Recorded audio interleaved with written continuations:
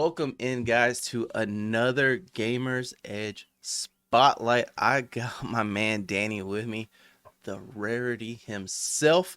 Of course, representing NGNL. How we doing today, man? Doing fantastic, feeling great, and I'm excited to get in some great topics here with you. I'm excited as well. Of course, we've been talking about this for a minute.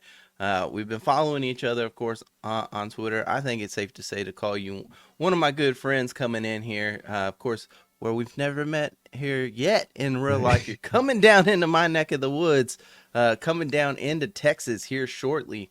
We'll crank it off right with that. Let everybody know what's going down, what you do, and the magic you're going to be bringing here to Texas.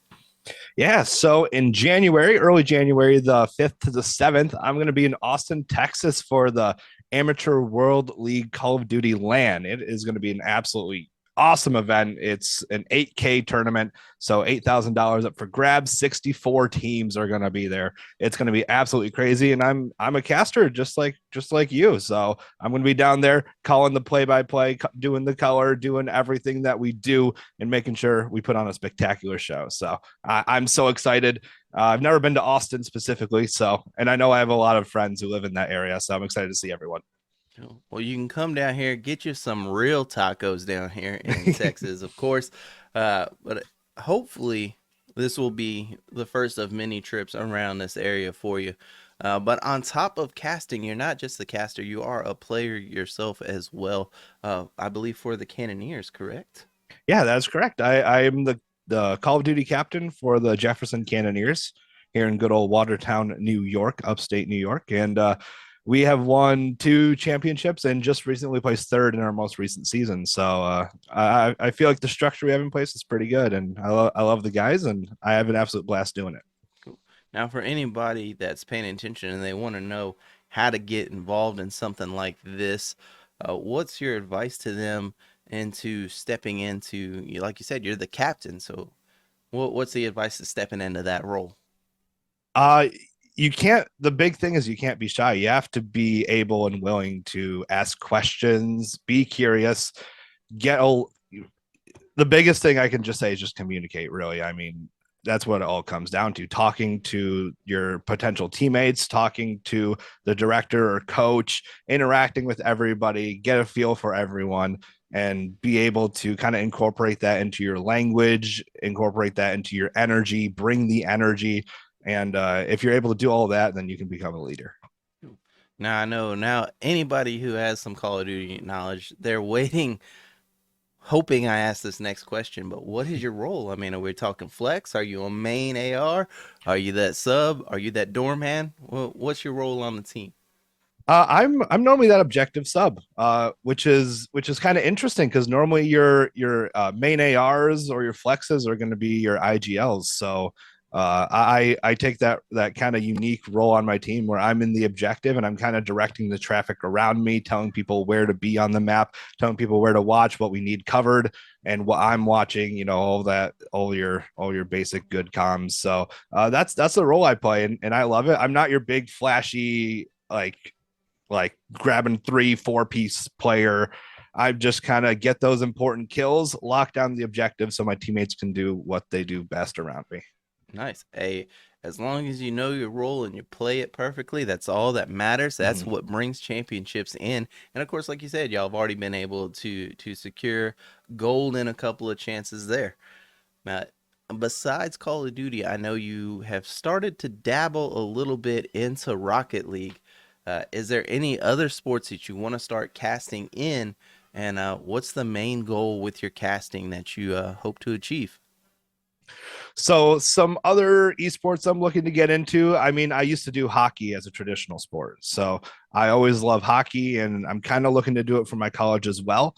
I have a lot of my OBS set up for that, so I like branching into traditional sports. I'm going to be doing baseball and softball next semester as well for broadcasting wise. So that's really cool. And I mean, I love Rocket League. I'd like to do more Rocket League because it's just so fun and fast paced. There's always something going on, and I absolutely love that. Lets me bring my energy and keep my energy up during the entire match. And I used to do some Overwatch, and I kind of got out of that a bit. I'd like to kind of get back into that, and I guess my overall goal is, I guess, just to have this as a reliable kind of side job. I mean, I'm not, I don't, I know how competitive the field is. I know how hard it can be to have consistent success, especially with the state of casting right now, which we're going to get into a little bit. But I would just like to kind of have this on the side to make, a couple bucks every couple weeks to help out, just to help out. Cool. Well, again, we've talked a little bit, through Twitter and everything like that. So, New York Rangers, if you need somebody, get you somebody that is passionate from your fan base. My boy Danny says he is ready to take the reins and fill in for y'all. But you did say state of casting. We've seen it here now. Call of Duty letting go of two premier voices coming up. We're seeing a lot of the amateurs rise up, and a lot of good quality amateur voices coming to the forefront. But also, you're seeing certain amateurs. We're not going to name any names on this show, but we're seeing Okay. certain amateur voices maybe shouldn't get the notoriety that they're getting, starting to come to the forefront. How do you feel about the state of things right now, not just in Call of Duty, but we're seeing it also? Of course, Spaceman hasn't heard anything yet from Mm-hmm. RLCS, and he is one of the best voices for them last year. So it seems like everybody is kind of revamping their style. So, what's your take on the state of the scene? So the state of the scene, I think it's at the high levels, it's really the money. It comes down to the money. I mean, as many people like to kind of deny that, they'll do it for the passion instead of the money. When you get to those higher levels, like you said, like Spaceman or for Call of Duty Merc and Maven, uh, it comes down to being able to compensate them properly.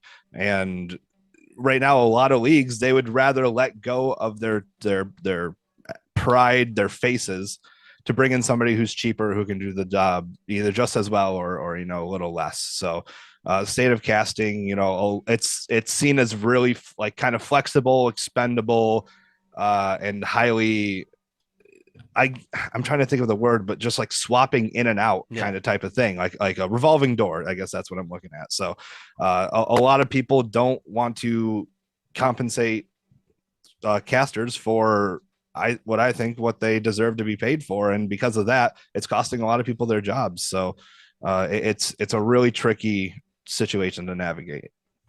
Yeah, and I will say again, you put in a lot of time. We're both casters here. You put a lot of time in what everybody just calls the passion pit. Mm-hmm. Those Discord leagues and everything like that. And it seems like I know my biggest thing, my hardest thing is starting out doing it for free, cutting your teeth, and once you do decide to start charging because you feel like you've elevated your game, you're not quite at that pro level, but you're definitely not at that just basic amateur level. And Mm-hmm. even when you want to start charging, even if it's, a couple of bucks, people have that issue with paying amateur casters, and it becomes hard to continue to pursue this.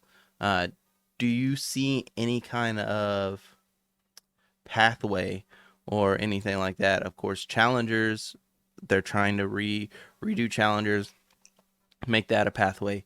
Halo itself has the opens and everything like that. But is there anything for us casters that you see being able to happen? Maybe there's companies that want to put on events to get the best casters the way Intel used to do. Yeah, so I really think it starts by changing how we see casting. Because, at least from my experience right now, casting is almost seen as an expectation. Well, I mean, like you start your Discord league, you have your copy paste league, and you guarantee people that there's going to be a caster, and then you reach out to 5-10 casters an hour before the game and expect them to hop on your train for free. And a lot of people, they don't want to do it, but they will, because it's just what's there, kind of, because they know that nobody else is really gonna give them much. So it's kind of it's very difficult, and I think it just starts with changing that perception. I think casting should be seen as either a service where, there's kind of a, I know at the higher levels there is like a fixed rate, but even at the lower levels, finding your rate, whether it's, $2, $5, and offering it as a service, or leagues offering it as a luxury type of thing. And I cast for a league right now, and I think they're doing things right because they charge, or they have the option for teams to get a caster's fee. And what that does is 100% of that fee goes for the casters, and they get all their matches casted. And that's kind of treating casting as a luxury or a service rather than an expectation for just in general. So I think something like that could be a pathway to a better, healthier community. Yeah, shout out to that league. I don't want to put their name out there because I don't want a bunch of casters running to that league trying to split it. But if you are running a league, maybe take notes on that, because it's like you said, there's a lot of times where I personally require at least 24-hour notice, unless you're one of the people that I cast for a lot, that I know is going to be bringing people in. Um, that's my biggest thing is you get messages, hey, my caster bailed on me, my match is in 2 hours, can you do it? And you try and scramble and make things happen, and you cast, and it's 3 or 4 people, and you're Mm-hmm. killing yourself, uh, for what seems like nothing. And not saying that we're not passionate about doing it, but I think the biggest takeaway is people forget that this is time out of our lives that we take to not only cast that match, but pre-production, post-production, making it happen, the money that we've spent on gear and everything like that. And for myself, I've got, a wife and kids, so that's time that I take away from them in order to provide, like you said, this service, for Mm-hmm. people. And I think once we do start, like you said, changing the perspective on that, we'll be in a much better spot as casters. And maybe that, how I was saying, certain people that just kind of go out there and do it just because, Mm-hmm. some of the players that just cast because people need to cast will kind of trickle away, because that's another reason why people don't want to pay. Why should they pay us when they can get, you know, Joe Random, from one of the Mm-hmm. other teams to just throw on the stream and do a mediocre cast for them? Yeah, yeah. I mean, exactly. But the thing is, I mean, eventually, at least from what I think, is that if all these, because there's so many leagues and they're all just copy paste, like $1,000 prize pool, 60 to 75 entry, blah blah blah. In order to really differentiate yourself, you have to be willing to compensate, because if you're not compensating, then for one, it creates kind of a disconnect between the league and the caster, because the caster doesn't really have any stake in whether that particular cast does good or not. I mean, obviously they're passionate enough to do it and they want to do it, but it's just not as, I guess, motivating, Yeah. or to put on the best performance that you can do. So I think it. I mean, I've talked about this a little bit before, but I mean, if you don't have the financials, man, content, that's a great way to compensate as well. Because if you're not able to put up the money, giving the caster just more eyes on them, giving them something to build off of, giving them a little bit more to their brand, show them off a little bit. That is also just a great free way to help compensate for your casters as well. And I think in more leagues, if we kind of keep going down this rabbit hole, and if casters do start charging more for what they're going to do, then I think that's going to be kind of a leading way for leagues to start differentiating themselves. And I think they're going to have to adapt one way or another.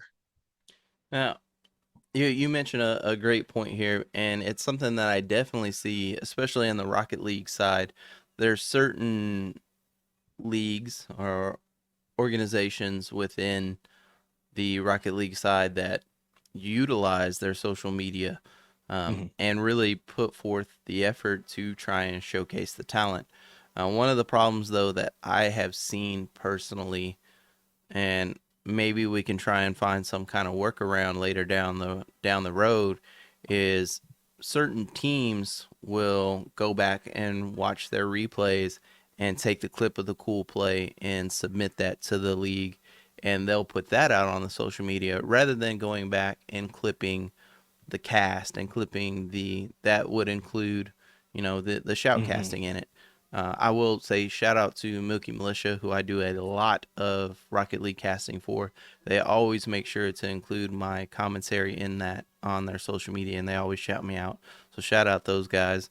I know you definitely want to shout out the organization that you are with, Mm-hmm. NGNL, and of course AWL does a great job of showcasing their talent as well. So shout out those guys. So we're not saying every organization or every league does that, but there are plenty of that just do not fully take advantage of, basically free publicity. Mm-hmm.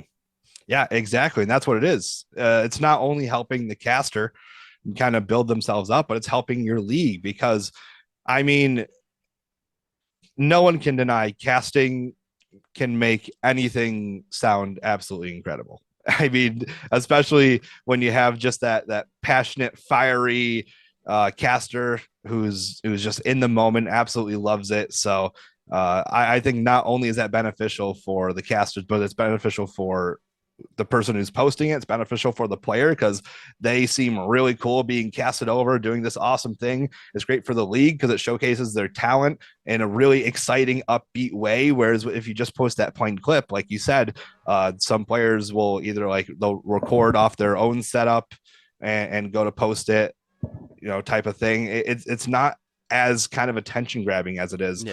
when you actually go in and get it from the stream and get that shoutcast from it. So I think there's just so many benefits from grabbing it from the shoutcast than just posting your cool 10-second clip on your Twitter. Yeah. There's just so many advantages that a motivated casting caster shoutcaster can do for you. Now, speaking of shoutcasting, you are bringing back a series that you had last year of blind casting clips. We want to tell everybody how they can reach you with that, where they can submit their clips, and what to expect when they come out. Yeah, absolutely, man. So this series was absolutely loved last year. It got a lot of attention, and I couldn't be happier. So I decided to bring it back for this year. And what you can do, go to my Twitter at R4rity with a 4 instead of an A. And I have a Google form now for that one because before it was kind of unorganized and I lost track of a lot of stuff. So I wanted to keep it more organized this year. On the form, it will list all the rules. And within 45 seconds, I have a whole bunch of different couple of different rules, nothing too crazy, but if you just link your clip on there along with some basic personal information, so I can send the clip back to you within a day or two for free, I'll have your clip posted on my Twitter, and that's not only great for me, but I also end up tagging you in the clip. So if people like what you're doing, you also get a little bit of recognition for some of your hard work, and it's a great way to just freely collaborate with someone. Helps me get content out, helps you get something that you had done just seem really just a lot better, have that memory forever. Well, of course, we have been kicking it now for just a little bit. Is there anything else that you want to bring to the forefront of the conversation? uh I guess you know just show support to your casters, really.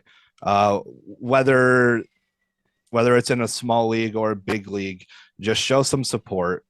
Just ask questions and be willing to help them when they need it. Well, of course, shout out to Danny for getting on with me. Of course, this is another episode of the Gamer's Edge Spotlight. I know you mentioned your Twitter here just a little bit ago, but repeat it again and also drop that Twitch and anywhere where they can go ahead and follow you, subscribe to you, or anything like that. That way they know where to get one of the premium amateur voices coming up in yourself. Absolutely. So Twitter at R4rity. That's capital THE, capital R4RITY. That's my main social media platform. I'm posting clips. I'm doing series like blind casting your clips. I'm showing just absolutely awesome talent. I'm just getting really involved in the communities that I love so much. So definitely drop a follow there. You can follow me on Kick as well. I'm trying to get to affiliate. I'm very close to affiliate. I think I'm going to hit that pretty soon. So soon you can be able to subscribe there as well. Kick.com/rarity with a 4. And those are kind of my main avenues. I'm looking to expand a little. I've got some more content lined up here that I'm going to be releasing soon. So keep your eye out for that. And it's going to be a really exciting year for me, I think. So if you're not already on board, get on board and become a rarity. Nice. Well, definitely go hit him up. Follow him there. If you're in Texas, in the Austin area, make sure you hit him up at the AWL going down that tournament going on. And I believe that's also with y'all as well, with your organization as well, helping out Yep. with that one. And of course, I know I personally, I am going to try and make that one. But in May, I think it is. DreamHack is going back to Dallas. So if you end up coming back down to Texas around Mm. that time, hit me up at DreamHack. Let's collab there because I will definitely be at DreamHack for sure. But guys, until then, make sure you hit up my boy. Hit me up as well. But until next time, guys, peace.